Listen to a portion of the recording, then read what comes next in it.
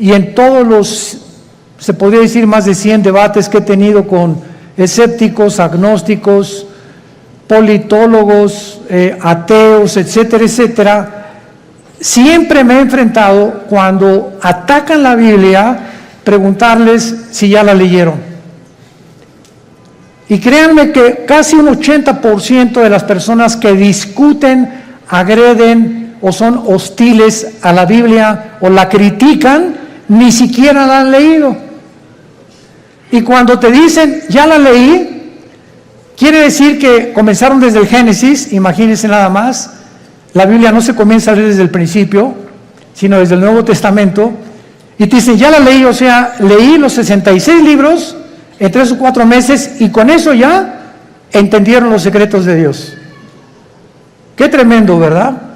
Entonces es importante que esto lo tengamos nosotros como base, porque estos secretos que pertenecen al mundo espiritual, a Dios le ha agradado revelárnoslos a nosotros. Cuando Jesús comenzó a hablar en parábolas, Mateo 13, Marcos capítulo 4, etcétera, etcétera, les dijo a ustedes, a los discípulos, a los que me siguen, les he dado a entender las cosas que estoy contando en las parábolas. Que el sembrador salió a sembrar, que el trigo, la cizaña, las aves del cielo, la tierra, etcétera, etcétera, que la gente ni siquiera entiende, tenían un trasfondo espiritual dado a los que siguen a Jesús. Entonces, si tú eres una persona, o los que nos escuchan, que quieres respuestas, por ejemplo, ¿por qué Dios permitió el mal en el universo?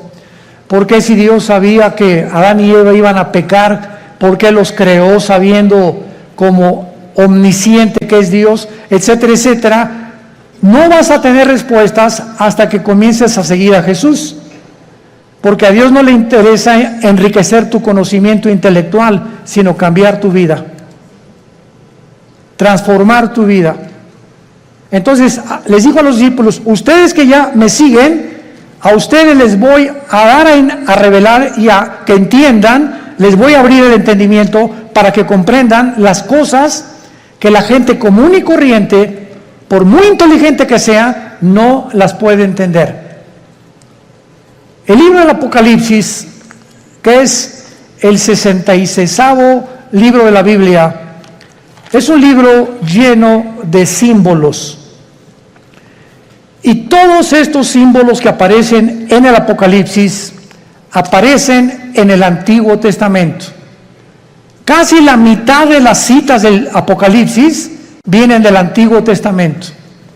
Entonces, si yo quiero entender en el Apocalipsis qué significa Babilonia, o los 10 cuernos, o las 7 cabezas, o quién es la bestia, necesito tener un conocimiento anticipado del libro de Daniel, del libro del Génesis y del libro de Ezequiel, principalmente, para yo poder interpretar o enseñar el Apocalipsis. Entonces, vamos a abordar en esta mañana, en esta serie que me ha parecido veras maravillosa, y yo mismo estoy asombrado cada vez que descubro más y más misterios en la Biblia, el misterio de Babilonia. En la Biblia hay 2 palabras, 2 ciudades que se mencionan más que cualquier otra nación de toda la historia. Y la primera es Jerusalén. Es la que más se menciona desde el Génesis hasta el Apocalipsis. Y la segunda es Babilonia.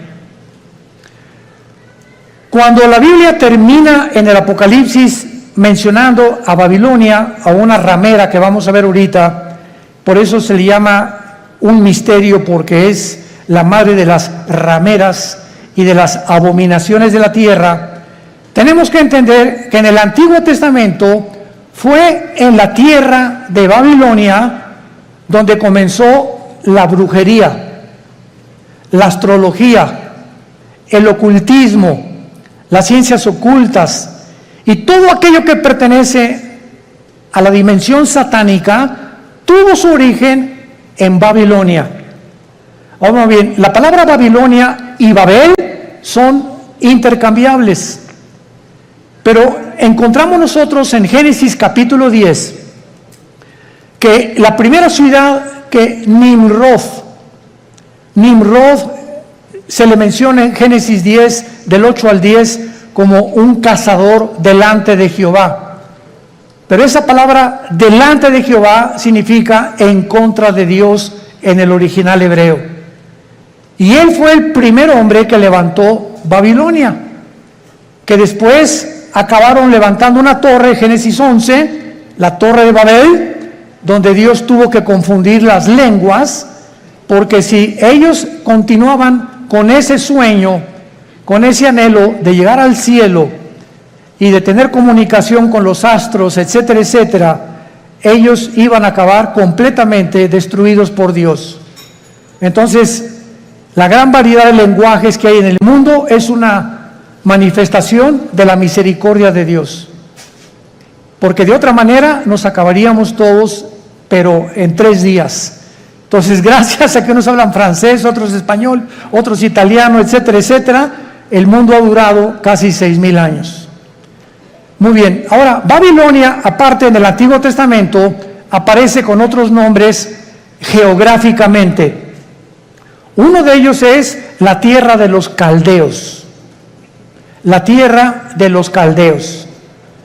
Y esta palabra, la tierra de los caldeos, esta frase significa la gente que vivía en Caldea, y Caldea era Babilonia.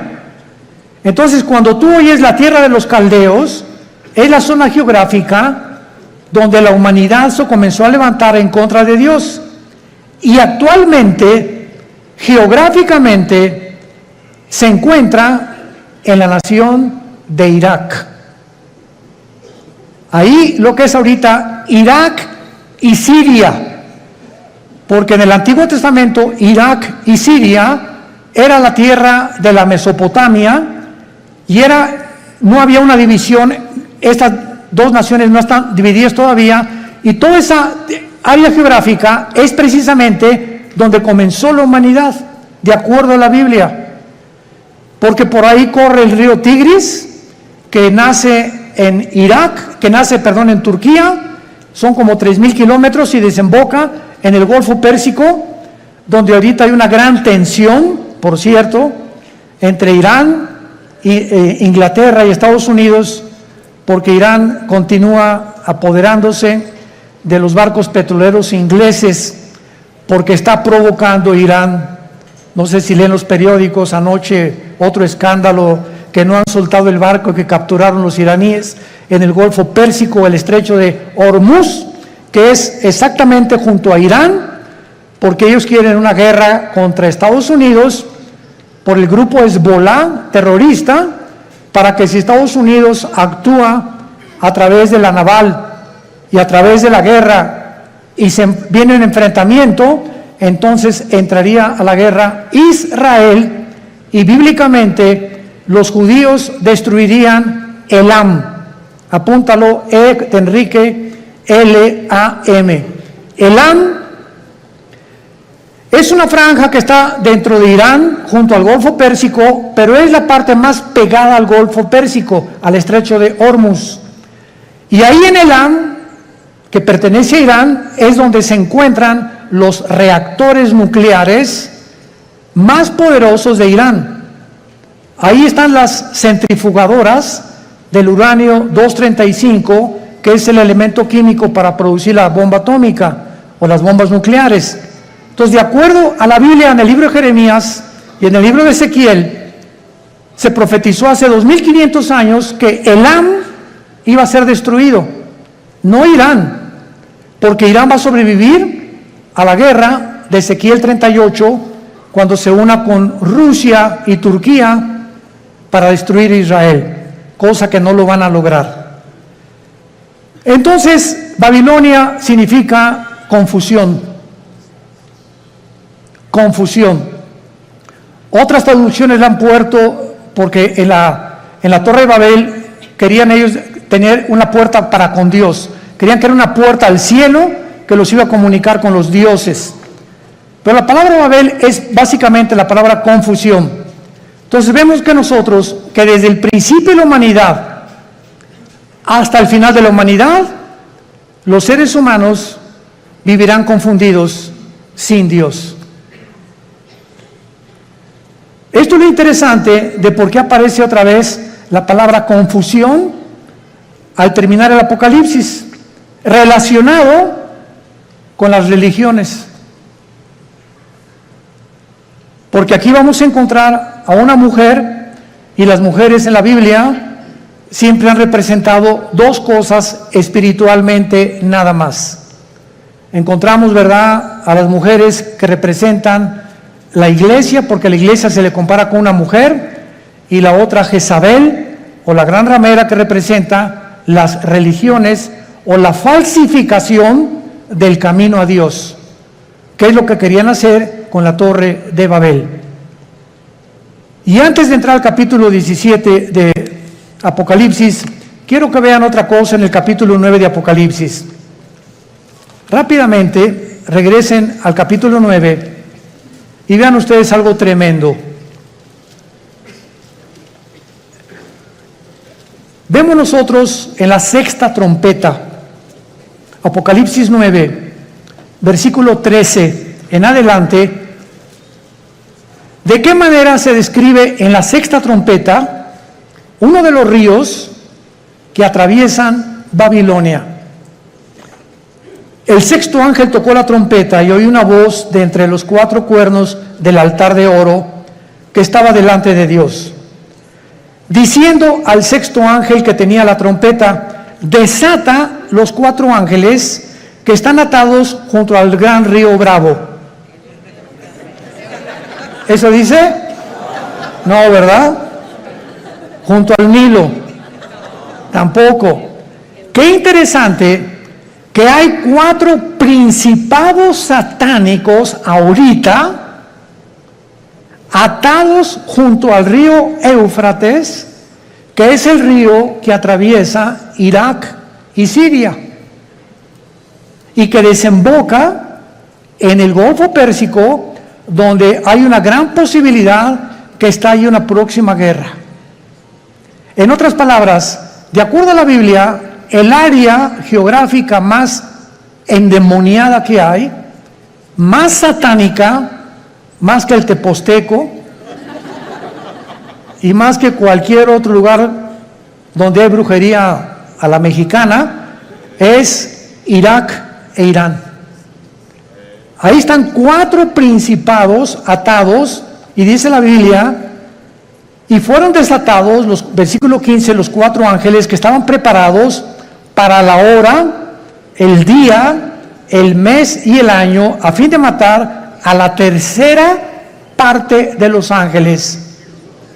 En otras palabras, el mundo que vivimos actualmente está bajo el control de ángeles.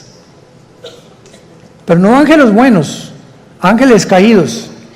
Y la Biblia nos corre las cortinas y nos muestra que en esta época que estamos viviendo, que ya se va a acabar, vamos a entrar a donde ya los ángeles caídos serán completamente derrotados, y entrará Cristo con la iglesia a gobernar el mundo por 1000 años, después la Nueva Jerusalén, después la eternidad. Pero dice Hebreos capítulo 2, Dios no sujetó el mundo venidero a los ángeles. O sea, el mundo que viene después del de nosotros, ya los ángeles no van a tener parte, ahorita sí la tienen.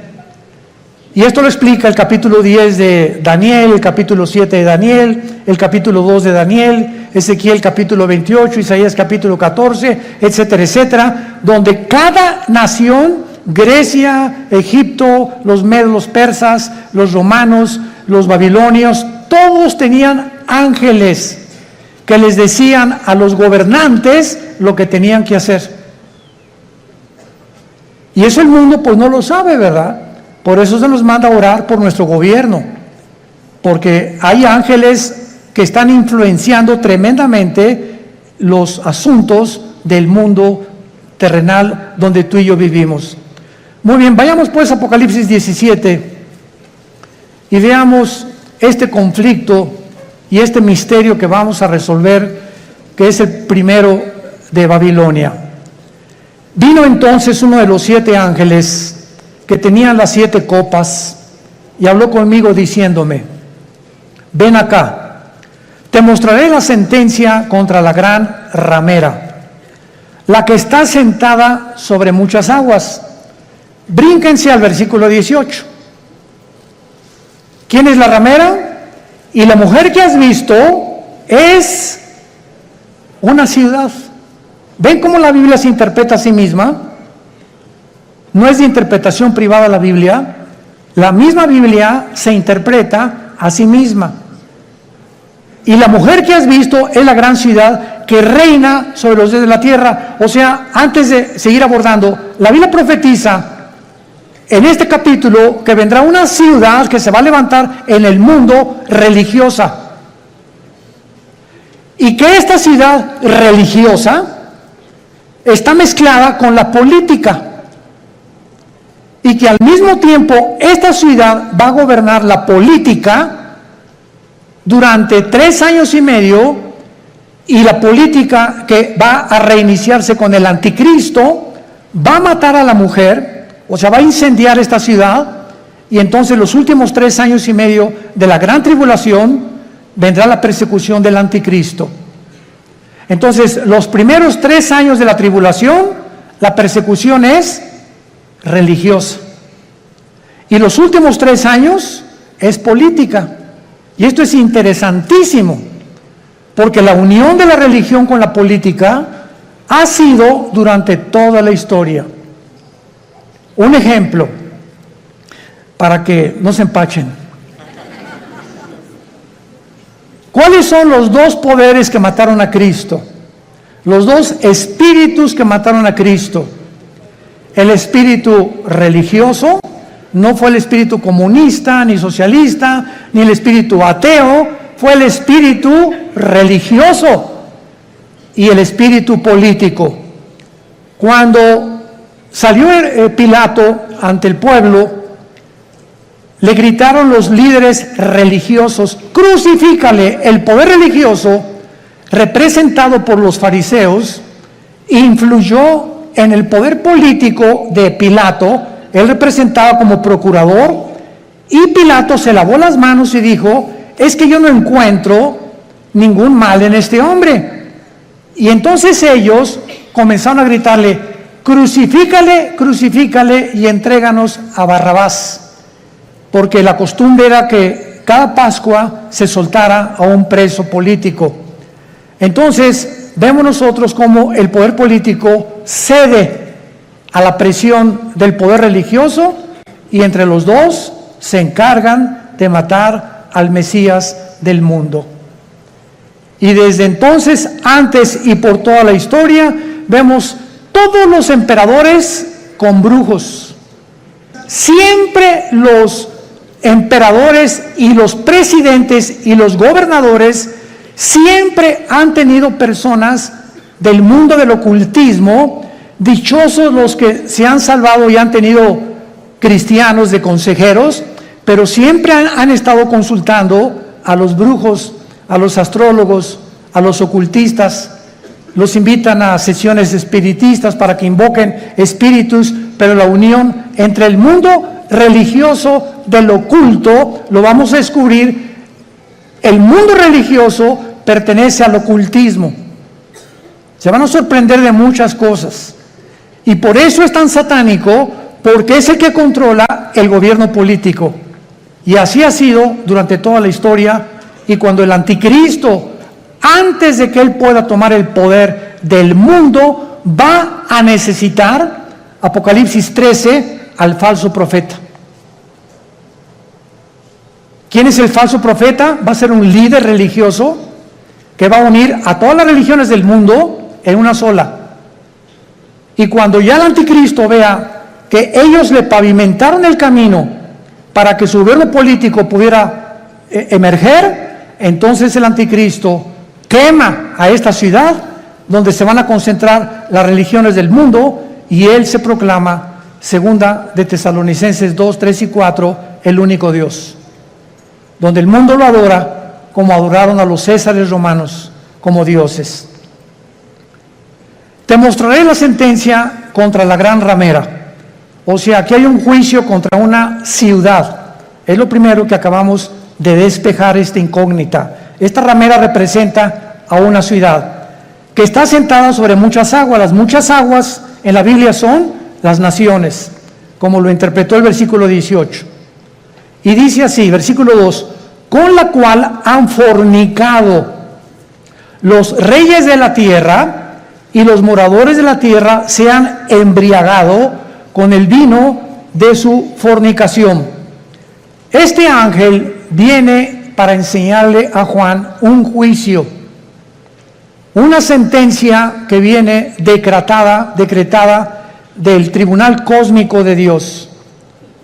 Quiero que sepas que voy a juzgar a este sistema religioso. Y es muy importante que a esta ciudad se le da el nombre de ramera. Vamos a explicar esto. La palabra prostitución en la Biblia es una palabra que puede tener un uso apropiado cuando algo lo apropias de la manera correcta, o un uso inapropiado. Cuando el sexo se vende, o cuando alguien entrega su cuerpo a cambio de algo, se llama prostituirse. Entonces, cualquier persona que tenga relaciones sexuales porque va a recibir ya sea dinero o una mejor posición, o porque el jefe de tu trabajo te invitó a Acapulco porque te va a ser su secretaria particular con el doble de sueldo, tú te estás prostituyendo. Pero no solamente en ese aspecto se puede usar la palabra prostituirse, también se puede usar en el ministerio cristiano. Cuando, por ejemplo, un pastor sabe que un miembro de su iglesia vive en adulterio, y viene la esposa y nos dice, mi esposo vive en adulterio, pero resulta que don Pancho, el que vive en adulterio, el gordito rabo verde sinvergüenza, fue el que puso el techo de la iglesia, y es el que más diezmos está dando. Entonces, si un pastor, por saber que don Pancho es el que más económicamente está ayudando a la iglesia, y ese pastor no disciplina a don Pancho, ese pastor es un prostituto. Ha prostituido su ministerio, se vendió. ¿Me van siguiendo? Siempre que tú cedes a tus convicciones por dinero o por un interés, te estás vendiendo. En la Biblia es la palabra fornicar. Por eso más adelante dice que esta ciudad ha fornicado, ha tenido relaciones ilícitas con los gobiernos, y la iglesia no tiene que haber separación entre iglesia y el Estado. La separación gubernamental y políticamente entre la iglesia y el Estado es beneficiosa, es saludable, porque ningún Estado, ningún gobierno puede imponer. Hagan de cuenta que en México surge un presidente cristiano. Este presidente de ninguna manera debería atreverse a imponer el cristianismo en la República Mexicana, porque se coartaría la libertad, porque todos somos libres de manifestar las creencias en las cuales nosotros creemos. Pero cuando ya se impone una religión a través de la muerte, o de la Inquisición, o de la tortura, con el beneficio de la iglesia, es cuando vemos que ese sistema se ha prostituido. Se ha prostituido, porque a la iglesia no le corresponde juzgar a los malos, eso le pertenece al Estado. El Estado usa el Estado de Derecho para castigar a los malos, silla eléctrica o pena capital o pena perpetua, lo que sea. La iglesia tiene la función de predicar el Evangelio para que el corazón del ser humano sea transformado. La justicia la aplica el Estado, no la iglesia. Para que me vayan siguiendo con mucho cuidado. Esto es muy importante, porque el otro día escuché una conferencia de un grande teólogo que me sorprendió con lo que dijo, y me dice, de todos los países a los que yo he visitado en Latinoamérica, el más inculto y el que más ignorante es de todo lo que está pasando, México lindo y querido. Sentí algo bien feo aquí adentro de mí. Se considera el país más ignorante y más inculto de todo lo que está pasando políticamente, religiosamente, etc. Como que si al mexicano no le importa más que el Calimán y las telenovelas y el América, desde luego. Además vive el América. Bueno, pero esto es tremendo, ¿verdad? Y otra cosa que también me sorprendió es que un análisis que hizo las Naciones Unidas fue que en Europa el promedio de la gente normal, desde los 10 años de edad hasta los 25 o 30 años de edad, cualquier europeo de cualquier nación de Europa ha leído antes de los 25 años por lo menos 6, 7 libros al año. Y en México, 1 al año. Y con trabajo no lo acabaron. ¿Se imaginan? Estamos con el esto, con el Calimán, la televisión, ausentes completamente de cultivar nuestro espíritu, nuestra mente intelectual. Me graduó de abogado y jamás me vuelvo a meter a la jurisprudencia ni a los libros. Me graduó de médico, no me actualizo con todos la tecnología impresionante en la medicina que hay actualmente. Por ejemplo, no sé cuántos de ustedes han notado que ya no uso lentes. Asústame. No es para que se asusten, ¿verdad? Pero es increíble. Tengo como 40 años usando lentes. Yo tenía hipermetropía, estigmatismo y no podía leer. Ahorita tengo una visión de 20/20, impresionante. ¿Saben lo que me hicieron?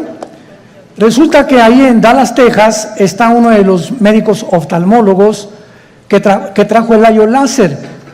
Pero a mí no me hicieron nada más el rayo láser, sino que me hicieron 2 implantes de la oftalmología, 2 implantes intraoculares. O sea, me metieron 2 ojos o 2 lentes, no sé. Y cuando yo le pregunté al oftalmólogo después, duró 16 minutos la cirugía. Primero uno y como al mes me hicieron el otro. Y le dije, bueno, ¿cómo está esta explicación? Y me dice, mira, hay 5 tipos de lentes. El que te metimos a ti se llama ultralight. ¿Qué significa esto? Con un rayo láser te perforamos una incisión milimétrica y por un tubo te metimos un lente envuelto como un taco. Y entró el lente y dentro de tu ojo se abrió como una tortilla. Y entonces se tiene que ir pegando a la parte de atrás, al tejido. Y en ese momento, bueno, me dieron entrenamiento, ¿verdad? Todos los días me dieron que tenía que hacer una pluma así, acercármela a todo lo más, como 50 o 100 veces, hasta que ya pudiera ver de cerquito. Ahorita ya no necesito nada, ya puedo ver de lejos, ya la luz casi no me molesta. Pero es impresionante la tecnología de la oftalmología y de todas las demás ramas de la ciencia del siglo XXI. A mi hijo Caleb le hicieron en 7 minutos el láser, nada más que a él no le hicieron cirugía. A él con el puro láser le quitaron los problemas que tenía de la vista con una garantía de 35 años. Ahí me dieron hasta que venga el Señor por nosotros. Pues sí, ya para qué quiero más, ¿verdad?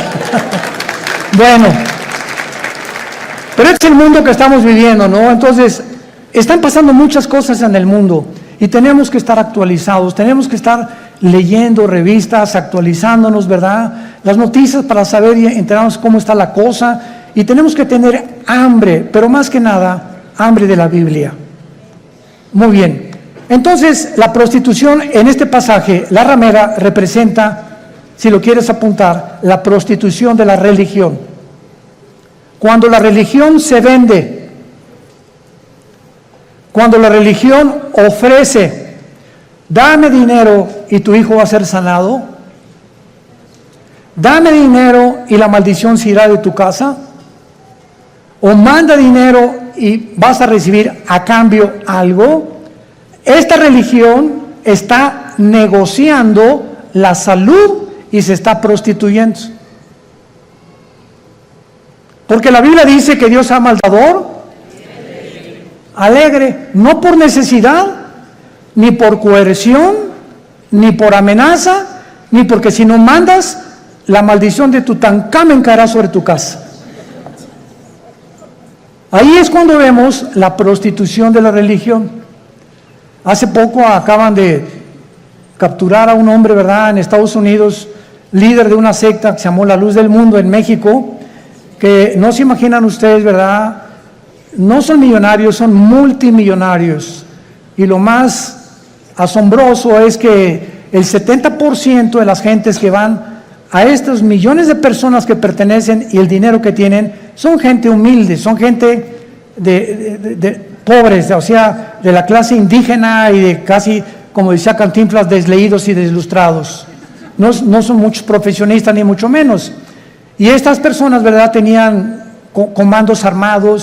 Cuando ese hombre viajaba con guardaespaldas, con ametralladoras, etcétera, etcétera, y llegó a convencer a la gente de que él era Dios. Y cuando él entraba a la iglesia había un trono literal, donde él se sentaba con muchachas junto y muchachas por acá a los lados, y entraba y lo comenzaban a adorar como Dios. En otras palabras, él estaba vendiendo, prostituyendo la religión. Y así hay cantidad de sectas, e inclusive se puede dar en iglesias cristianas. Cuando los líderes, vuelvo a repetir, por causa del dinero o por conveniencia del dinero, se venden y sus convicciones las crucifican para poder obtener lo que ellos están ofreciendo mediante milagros. Este es el problema de las religiones que se prostituyen. Muy bien. Y esto es lo que sucede en Apocalipsis 17, como lo vamos a ir viendo, una ciudad prostituta que ha fornicado, dice el versículo 2, con los moradores de la tierra. Y más o menos ustedes ya pueden irse dando cuenta de quién estamos hablando.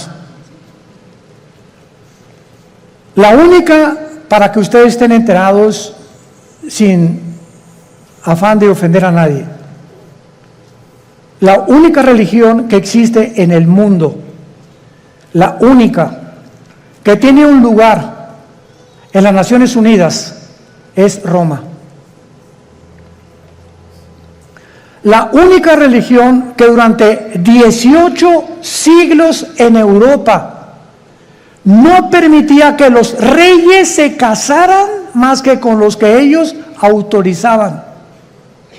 La única religión que exigió que si no te convertías a Roma durante 350 años, nombró un papa a Torquemada, un hombre español, con la Inquisición, donde los abrían los cuerpos, les quitaban el pelo, los rapaban, pero con todo y la piel, les sacaban los ojos, los sentaban en estacas, los quemaban vivos, a judíos y a cristianos, porque no aceptaron que Roma es la única religión que salva. Y hasta el siglo XXI los estatutos romanos continúan enseñando lo mismo. Fuera de Roma no hay salvación. Esto es impresionante. Cuando yo tenía 12 años de edad, les he contado a muchos, fuimos educados, mi hermano Alejandro y yo, en colegios lasallistas, San Juan Bautista de La Sal. Y a los 13 años vivíamos en Acapulco, entré al seminario, yo quería ser cura, porque nos enseñaron los hermanos lasallistas en aquel tiempo el latín, en aquel tiempo éramos acólitos, el cura daba la misa en latín, cuando entraba supuestamente al altar, ¿verdad?, entraba y decía, introibo al altar de Deu, Justifica Juventudes Meam, me introdujo al altar de Dios a ofrecer los sacrificios por los vivos y por los muertos. Ya le contamos en latín los acólitos. Y cuando uno de los grandes dirigentes ahí llegó a visitarnos al seminario, nos dijo, ustedes están ya en el tiempo de hacer un voto de celibato sacerdotal.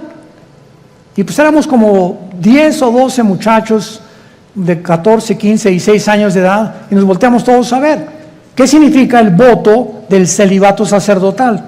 Entonces nos dijo este prelado religioso, significa que ustedes tienen que hacer un voto que nunca se van a casar y que su única fidelidad va a ser a Roma, nada más. Oiga, ¿y por qué no quiere que nos casemos? Porque si se casan, el dinero lo gastan en la familia y ya no lo mandan a Roma. Esa es la razón por la cual no les conviene que se casen. Cuando la Biblia ordena, 1 Timoteo capítulo 3, en cualquier Biblia que veas, que los que sirven a Dios de tiempo completo se casen, a menos que tengas el don de continencia. Pero esto es increíble. Ahí fue cuando yo me decepcioné, ¿verdad?, de la religión. Lloré, le dije a mi papá, yo ya no creo en nadie, y me hice ateo. A los 17 años ingresé al Partido Comunista, me uní a la dialéctica materialista, a estudiar el Capital de Marx, de Engels y de todos los grandes líderes, Lenin, que la llevó a la práctica en la revolución bolchevique, etcétera, etcétera, hasta que cuando me convertí, yo estaba a punto ya de casi quitarme la vida, de la depresión a la que yo había llegado, de la decepción y de todo, que ya nadie me convencía, cuando mi hermano Alejandro me presenta a Jesús como el camino, la verdad y la vida. Y yo supe cuando encontré a Jesús que era la única razón por la cual yo debía seguir viviendo. Y le prometí desde ese día, fue marzo de 1974, que yo le entregaría mi vida y que lo quería servir. Y desde entonces no lo he dejado de servir, por la gracia de Dios. Bueno, ahora muy bien. Vean rápidamente en el Antiguo Testamento, en Jeremías capítulo 2, de qué forma en el Antiguo Testamento se menciona la fornicación física o la prostitución, así como material o terrenalmente.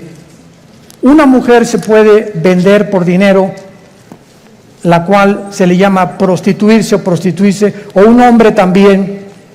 Espiritualmente, Dios usa el mismo término. Cuando tú le dejas a Él por los ídolos, o cuando dejas a Dios por otras cosas más importantes que Él. Dice Jeremías capítulo 3. Dicen, si alguno dejare a su mujer yéndose esta de él y se juntare a otro hombre, ¿volverá a ella más? ¿No será la tierra del todo mancillada? Tú pues, le está hablando Dios a Israel, has, ¿qué cosa? Fornicado con muchos amigos. Pero no se está refiriendo Dios a la fornicación física sexual. Veámoslo.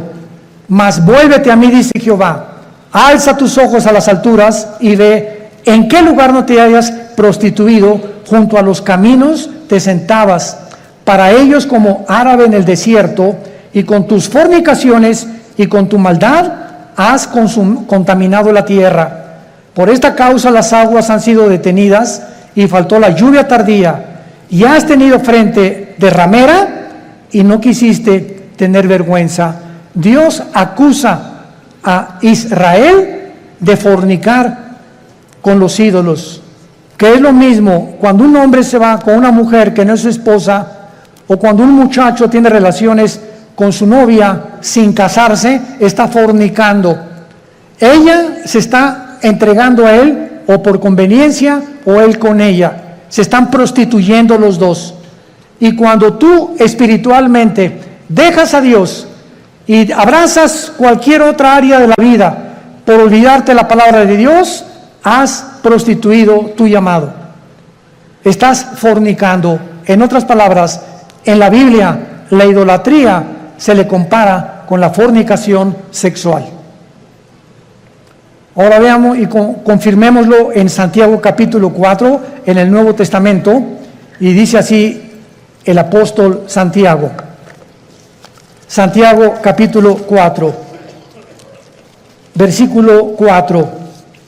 Santiago 4, versículo 4. Oh almas, ¿cómo se les llama? Adúlteras, pero no porque se hayan ido con otra mujer. ¿No sabéis que la amistad del mundo es enemistad contra Dios?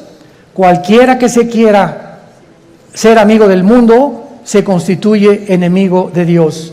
¿O pensáis que la Escritura dice en vano, el Espíritu que Él ha hecho morar en nosotros nos anhela celosamente? Vemos ya que también en el Nuevo Testamento la fornicación puede ser espiritual o puede ser de carácter sexual.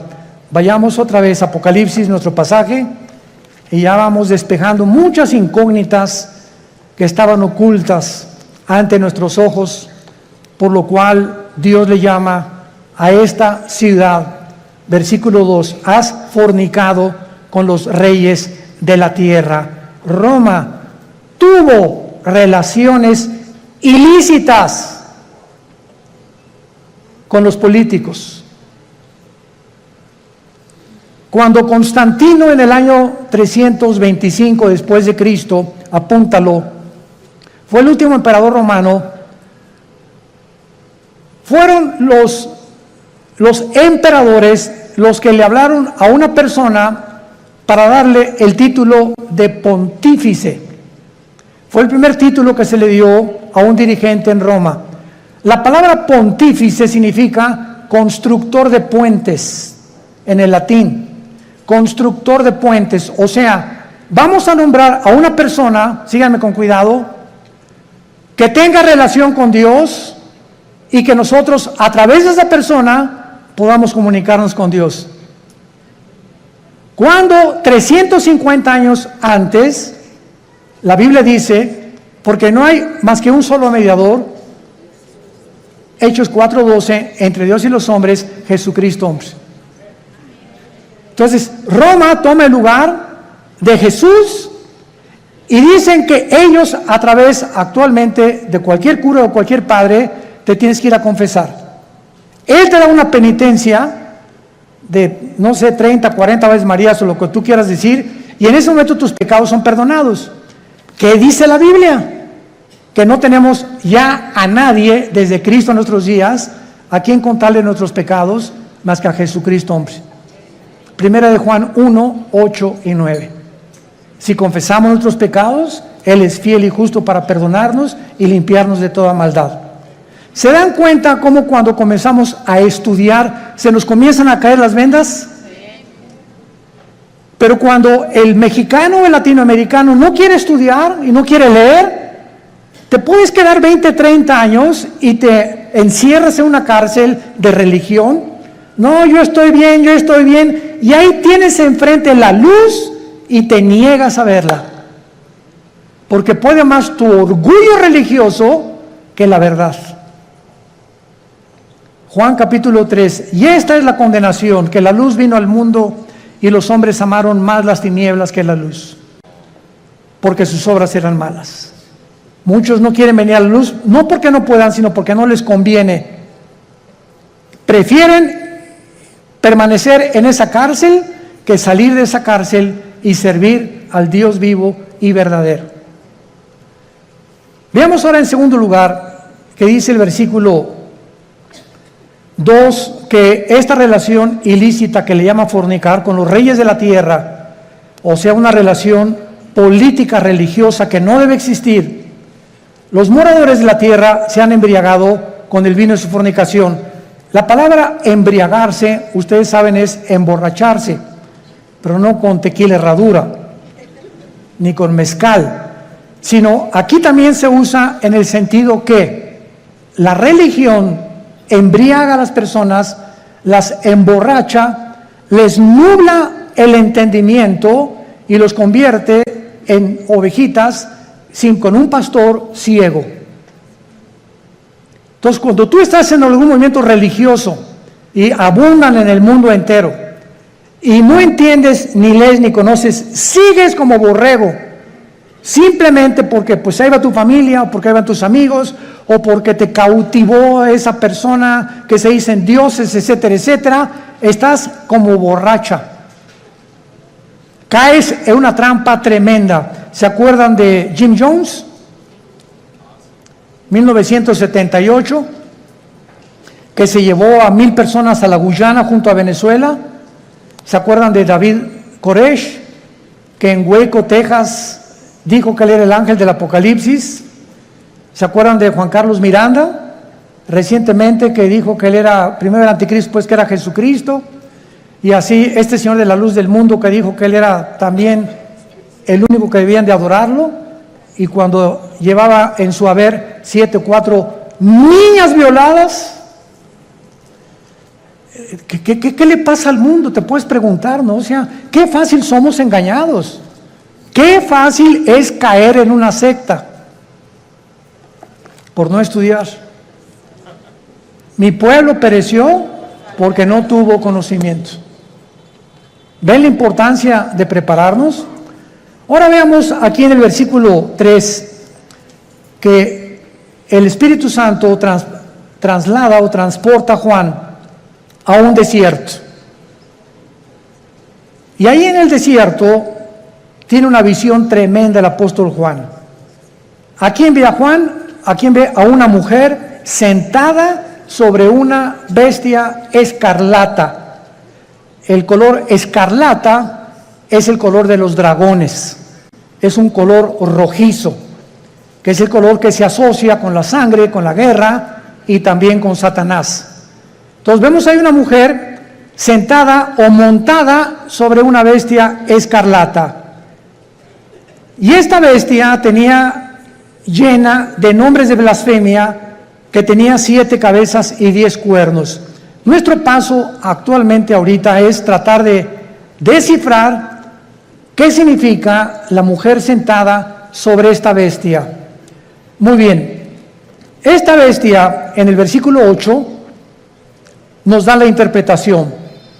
La bestia que has visto era y no es, y está para subir del abismo e ir a perdición. Número 1, esta bestia es el nombre que el Espíritu Santo le da a una imagen o a un principado satánico que ya había existido antes en el mundo. ¿Se acuerdan de los 4 ángeles atados junto al río Éufrates? ¿Quiénes creen ustedes que sean esos 4 ángeles? Porque si estaban atados, no es porque vivían en Disneylandia, ¿verdad? Sino que eran 4 ángeles que ocasionaron un daño tan grande en la historia humana que Dios los encerró y los va a soltar al final de la gran tribulación, cuando nosotros ya no estemos ahí. Pero en el capítulo 10 de Daniel se nos revela que cuando Dios envió un ángel a la tierra para comunicarle a Daniel el futuro de Israel con la profecía de las 70 semanas, otro principado satánico se atravesó y lo interrumpió durante casi 3 semanas, que mientras había una guerra en la dimensión espiritual, Daniel se encontraba en la tierra orando. En esas 3 semanas hubo una guerra espiritual sin que Daniel lo supiera, y esas oraciones de Daniel hicieron que viniera el ángel y bajara Miguel, el arcángel y comandante en jefe de las huestes de los ángeles buenos de Dios, para que ese ángel fuera librado y llegara a la tierra, a Jerusalén, a Babilonia, y le entregara a Daniel el recado. Y entonces ahí el ángel le dice a Daniel: me detuvo el ángel de Persia. En otras palabras, el principado que estaba gobernando el imperio pérsico, que es el imperio de Irán, porque en 1935 se le cambió de Persia a Irán, era un principado satánico. ¿Y cuáles son los 4 imperios que Daniel menciona? Babilonia, los medos y los persas, los griegos y los romanos. Estos 4 ángeles del Apocalipsis de la 6ª trompeta son los 4 ángeles que estuvieron al frente de los más grandes imperios del pasado y que fueron imperios antisemitas. Y van a volver otra vez a resurgir. Pero aquí hay un ángel que está en el abismo. ¿Qué es el abismo?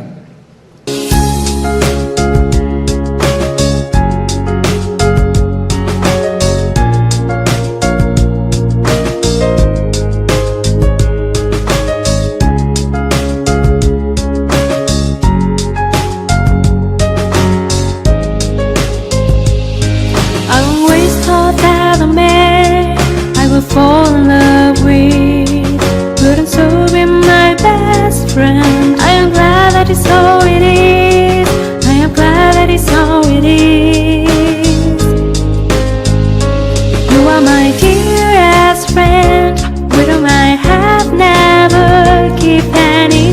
secrets. You know me the way I am, and I know the real you, and that's what makes our bond of love so special. You are my dearest friend, with whom I have never kept any secrets. You know me the way I am, and I know the real you, and that's what makes our bond of love so special.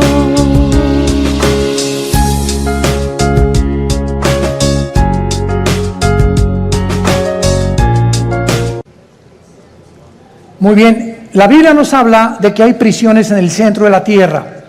Una es el infierno. ¿Quién está en el infierno? ¿Tu comadre? ¿Tu tía? ¿Tu tío? No sabemos, ¿verdad?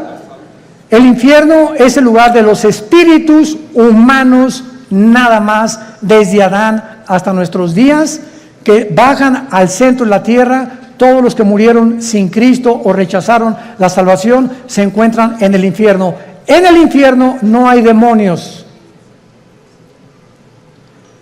Ahora, el lugar de los demonios, cuando Cristo vino al mundo, el gadareno le dijo a Cristo, ¿verdad? O cuando los iba a sacar del endemoniado, le dijeron a Cristo: no nos mandes al abismo, déjanos meternos en los puercos, porque los demonios saben que al bajar al abismo ya no salen hasta Apocalipsis capítulo 9, que se les va a abrir la puerta y van a invadir el mundo. ¿Se imaginan?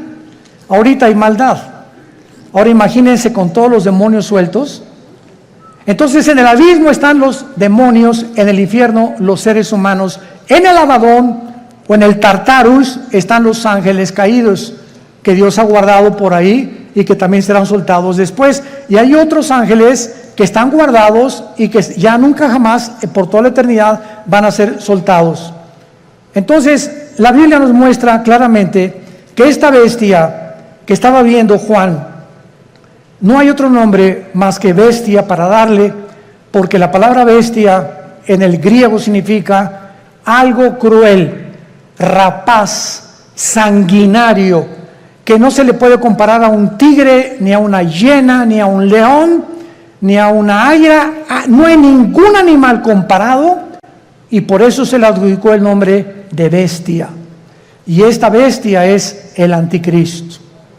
¿Qué nos dice la Biblia? Que cuando surge el anticristo, que lo más seguro es que el diablo va a tener relaciones con una prostituta. Y de esta relación van a ser el anticristo. ¿Cuándo entra el espíritu al cuerpo humano?